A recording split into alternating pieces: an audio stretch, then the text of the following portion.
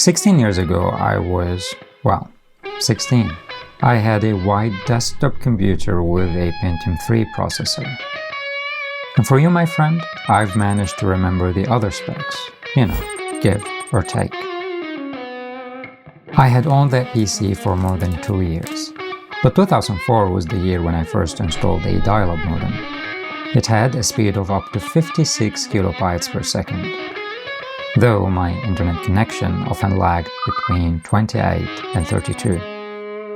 I used to feel accomplished when I hit the 48 or, on rare occasions, the 52 mark.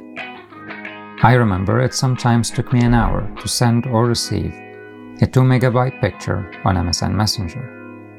And that stuff was not cheap. I paid €1 per hour, totaling to more than 1,000 euros on telephone bills in 1 year. I very much emptied the saving account that my parents had kept for me ever since I was born.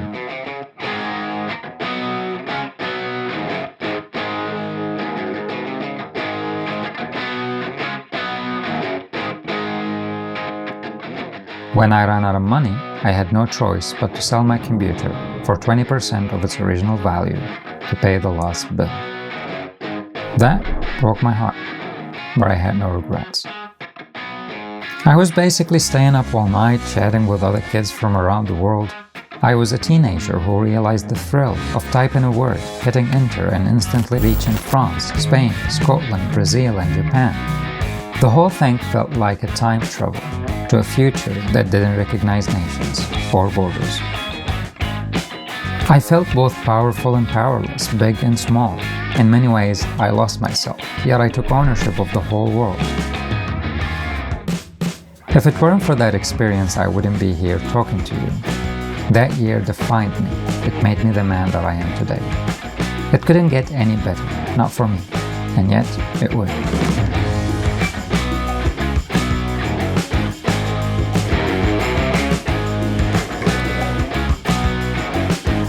Today, 16 years later, I'm setting up my first video lens to transmit high-definition video content across the grid. I'm recording this film in 4K, at least in part, and posting it in 1080.